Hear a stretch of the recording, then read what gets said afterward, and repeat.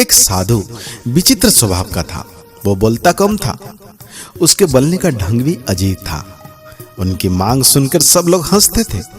कोई चिढ़ जाता था और तो कोई उसकी मांग सुनी अनसुनी कर अपने काम में जुट जाता था, ध्यान ही नहीं देता था। साधु प्रत्येक घर के सामने खड़ा होकर पुकारता, माई अंजुलि भर मोती देना, माई अंजुलि भर मोती देना, ईश्वर तुम्हारा कल्याण करेगा, भला करेगा।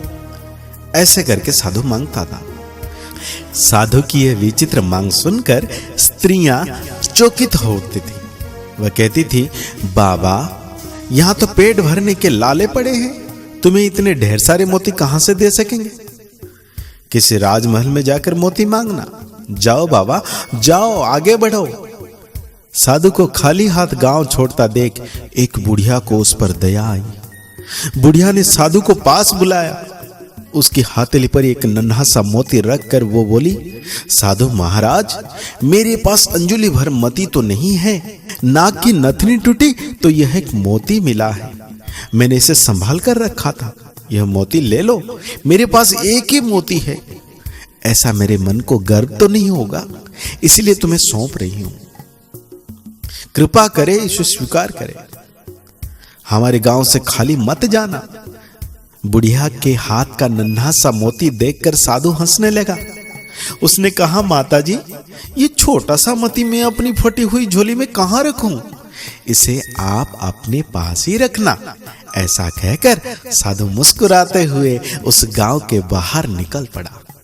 दूसरे गांव में आकर साधु ने प्रत्येक के घर के सामने खड़ा होकर पुकारने लगा, माताजी प्याली भर मोती देना, माताजी प्याली भर मोती देना, ईश्वर तुम्हारा कल्याण करेगा। साधु की यह विचित्र मांग सुनकर वहां की स्त्रियां भी अचंभित हो उठी। वहां भी साधु को प्याला भर मोती नहीं मिली। अंत में निराश होकर वो वहां से खाली हाथ जाने लगा। उस गांव के एक छोर में किसान का एक ही घर था। वहां मोती मांगने की चाह उसे घर के सामने ले गई। माताजी प्याले भर मोती देना, ईश्वर तुम्हारा भला करेगा। साधु ने पुकार लगाई। किसान सहसा बाहर आया। उसने साधु के लिए औसरी में चादर बिछाई और साधु से विनती की कि साधु महाराज पधारिए, विराजमान होइए। किसान ने साधु को प्रणाम किया और मुड़कर पत्नी को आवाज दी, लक्ष्मी बाहर साधु जी आए हैं, उनके दर्शन कर लो। भाव विवर होकर किसान की पत्नी तुरंत बाहर आई। उसने साधु जी के पांव धोकर दर्शन किए। किसान ने कहा, देखो लक्ष्मी, साधु जी बहुत भूखे हैं, इनके भोजन की तुरंत व्यवस्था करना। अंजुलि भर मोती लेकर पीसना और उसकी रोटियां बनाना, तब तक मैं मोतियों की गागर लेकर आता हूं। ऐसा कहकर वो किसान खाली गागर लेकर घर से बाहर निकला। कुछ समय पश्चात किसान लौट आया। तब तक लक्ष्मी ने भोजन बनाकर तैयार कर रखा था।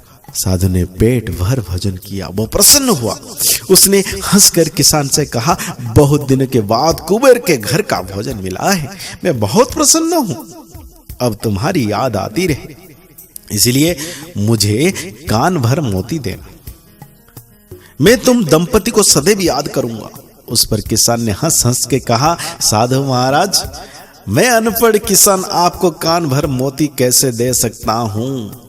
आप ज्ञान संपन्न हैं, इस कारण हम दोनों आपसे कान भर मोतियों की अपेक्षा रखते हैं। साधु ने आंख बंद करा और कहा, नहीं किसान राजा, तुम अनपढ़ नहीं हो, तुम तो विद्वान हो, तुम तो महान हो, इस कारण तुम मेरी इच्छा पूरी करने में सक्षम हो और सक्षम रहे।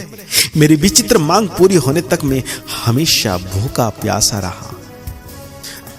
जब तुम जैसे कोई कुबेर भंडारी मिल जाता है तो मैं पेट भर कर भोजन कर लेता हूं। साधु ने किसान की ओर देखा और कहा, जो फसल के दानों, पानी की बूंदों और उपदेश के शब्दों को मोती समझता है, वही मेरी दृष्टि से सच्चा कुबेर है। मैं वहां पेट भर कर भोजन करता हूं। फिर वो भोजन दाल रोटी हो या चटनी रोटी, प्रसन्नता का नमक उसमें स्वाद भर देता है। जहां आतिथ्य का वास है वहां मुझे भोजन अवश्य मिल जाता है। अच्छा, अब मुझे चलने की अनुमति दे। साधु जी ने बड़े विनम्रता से कहा, ईश्वर तुम्हारा कल्याण करे। किसान दंपति को आशीर्वाद देकर साधु महाराज आगे चल पड़ा और देखते देखते उनकी आशीर्वाद इन दोनों को किसान के घर में धन संपन्न, सुखी और शांति छाने लगी। किसान के घर की संपत्ति बढ़ने लगा।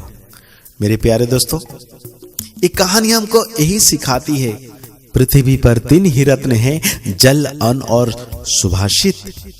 मूर्ख लोग ही पत्थर के टुकड़ों को हीरे, मोती, माणिक आदि को रत्न कहते हैं। कितनी भी सोना, कितनी भी रत्न हो, अगर प्यास लगी हो और पानी ना मिले, आपके पास अपार सोने और मोती रत्न है, तो क्या आप जिंदा रहेंगे? तो जिंदगी में कुछ करने के लिए दिल की भाव होनी चाहिए, और वो भाव ही आपको दुआओं का पात्र बनाता है, आपको आगे बढ़ाता है, आपको स्वस्थ रखता है, आपको खुशियां देता है।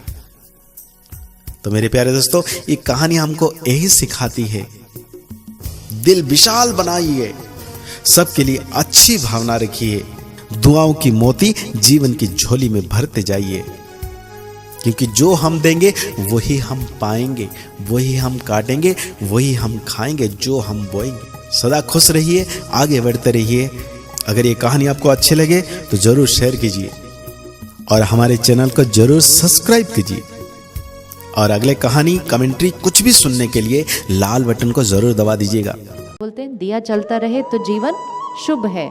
अगर वो दिया ऐसे हिलने लगता ना तो उसको बचाते हैं जाके, दिया बुझना नहीं चाहिए। अगर दिया बुझ गया तो जीवन अशुभ है। इतना सा दिया बुझ गया तो क्या अशुभ हो जाएगा उसके अंदर, लेकिन डर जाते हैं, दिए को ऐसे संभालते हैं, ये कौन सा दिया बुझ जाएगा तो जीवन अशुभ है। ये वाला दिया, गिव, दिया मतलब गिव।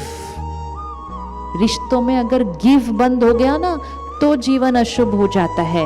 रिश्तों में दिया दिया दिया दिया दिया करना है, प्यार दिया, सम्मान दिया, विश्वास दिया, सबको दिया, हर बार दिया। मैं अपने घर का दिया हूँ, रेडी अपने घर का दिया बनने के लिए। और वो दिया जब बुझता है ना, और दिया की बजाय हम कहते हैं प्यार चाहिए, सम्मान चाहिए, विश्वास चाहिए, तो सारे ऐसे खड़े हो जाते हैं, चाहिए चाहिए चाहिए। क्यों हम नंबर 1 आज्ञाकारी आत्मा से भी हम कभी कभी संतुष्ट नहीं होते? 3 कारण। पहला कारण, हम उनको अंडरस्टैंड नहीं करते, कारण हमारा अपना होता है, हम मिसअंडरस्टैंड करते हैं। दूसरा, हम उनसे इतनी इच्छाएं रखते, हमारी एक्सपेक्टेशंस इतनी हैं, जिसको वो पूरा नहीं करते तो हम असंतुष्ट होते। और तीसरा, हमारा ही स्वभाव, संस्कार और हिसाब किताब है, जिस कारण से हम संतुष्ट नहीं होते। तो ऐसा नहीं है कि उनके द्वारा संतुष्टता नहीं मिल रही, हम अपने कारणों से ही असंतुष्ट रह जाते हैं,